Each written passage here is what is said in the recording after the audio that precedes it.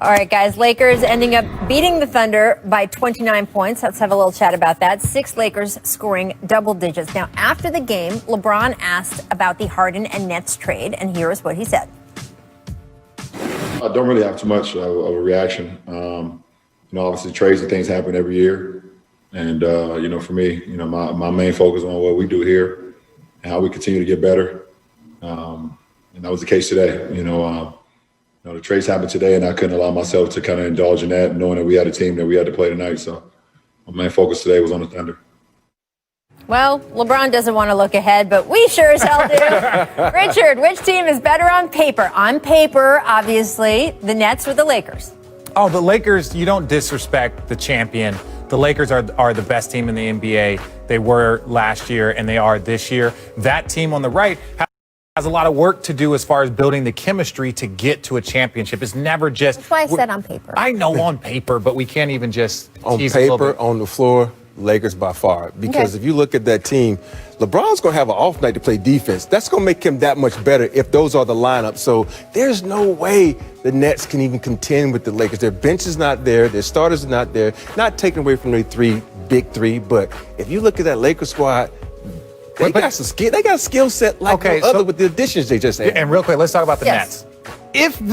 If Kyrie comes back 100% healthy, James Harden gets in championship condition, right? Everything starts rolling for the Nets. They are a huge problem. Now, there's a lot more ifs. The Lakers already are a problem. They are the champion. They are the team that's favored to win the championship. So when you look at which team has more work to do to get to peak championship form, it's the Nets. And so, even on paper, I think there's a lot more for the Nets. But boy, I love that roster right now. I like what they have. I like the stars. It makes it fun to watch basketball. Is that really a roster yet, though? Well, it's a roster. It's a roster. We'll see if it's a team. But like I said, it's paper. They still, the Nets still have some cap room to, bring in whoever. No, not me.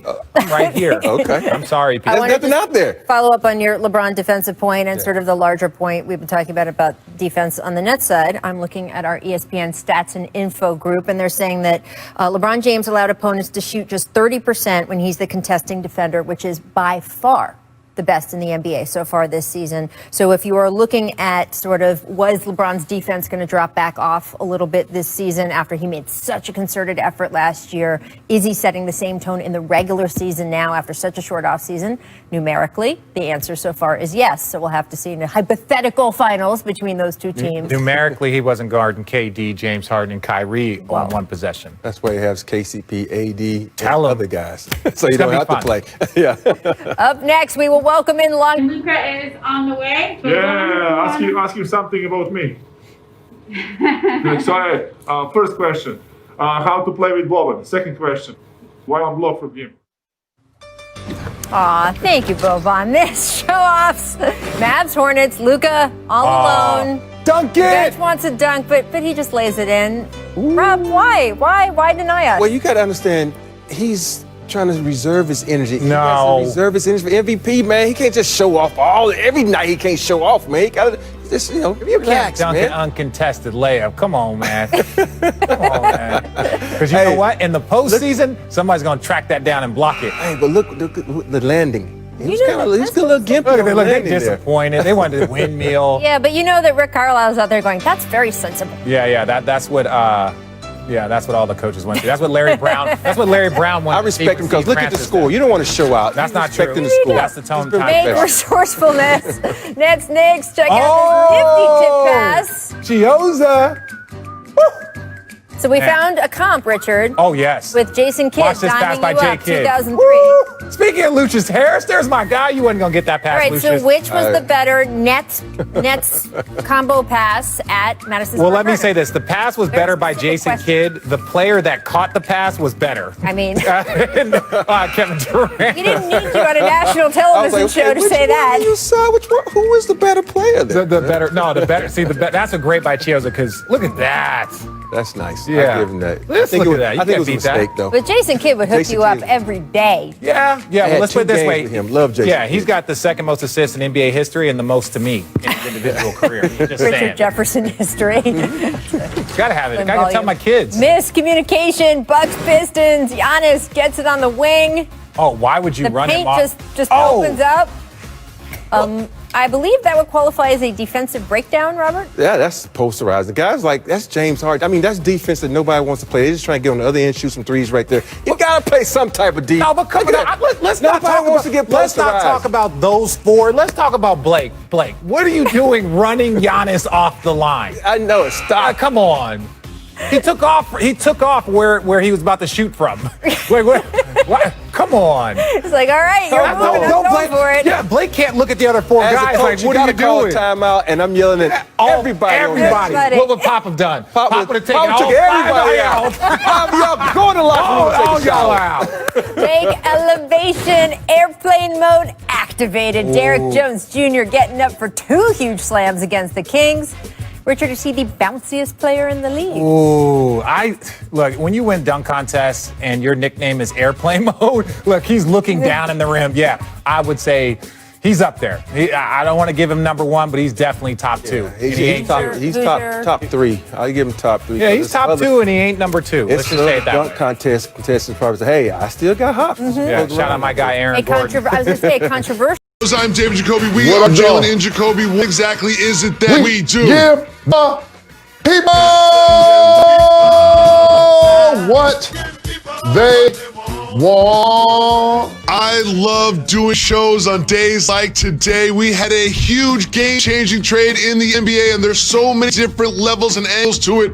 We're going to get to all of them. But we start with a big picture view. Jalen, what do you think the impact of this blockbuster trade that changes these 4 teams will have on the league as a whole, especially putting all of those superstars in Brooklyn on the Nets? This is outstanding for the league that I love so very much, Jacoby. Look at the amazing star power that now exists in the Eastern Conference. Okay? One thing for Russ to now go to the Wizards and they're struggling, but look at the top of the East. Each of those teams feel like they should win the conference or this season is a failure.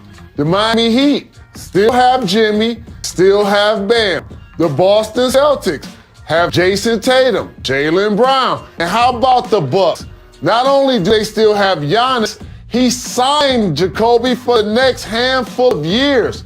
Literally just stabilized the conference that has been a revolving door that we talked about the last couple of years. They saw Kawhi parachute in, the Miami Heat take it last year. Giannis was the regular season MVP twice, and then all of a sudden, they got bounced. Philadelphia needed to make change. They have Embiid. They have Ben Simmons. So much star power in that conference is gonna be fantastic theater for the league. Well, one thing that this Brooklyn Nets team is what you just mentioned, star power. All day, ever since the trade, everyone's been trying to wrap their head around what Kevin Durant, Kyrie Irving, and James Harden look like on the same team. However, you can't forget that Kyrie Irving is out for personal reasons, likely to be out for protocol reasons for a few games after that. He's not necessarily on this team that James Harden has just been added to.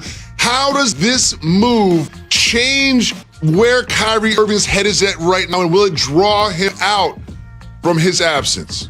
Well, I know he really loves basketball, and he's shown me to be a fantastic performer. If he's going to ever play, this is tailor-made red carpet situation. I don't see him walking away from this, Jacoby. Remember, he was the first guy to sign. He was almost like the lead domino in theory that brought that brought KD. And shout to Kiwi, their GM, Sean Marks, my former teammate. Also, Steve Nash and Mike D'Antoni. This is gonna be their 7 seconds or less. And the remix with Amari Stoudemire on the sideline. Kyrie Irving is gonna be a vital part of that. I anticipate at some point he will be back in uniform and give us this outstanding big three, one that reminds me of a remix of when we saw LeBron James join Dwayne Wade and Chris Bosh in Miami. So on Kyrie specifically, here are some rumors / reports that we have heard lately.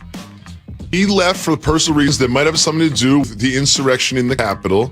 That he didn't necessarily love the idea that Steve Nash was hired as the head coach, and most recently that him and KD haven't really been seeing eye to eye or discussing that much over the past few days. How do those things change with the addition of James Harden? Because basketball is what they do for a living. And Kyrie Irving is so very young and got so much more to give to the game and or vice versa.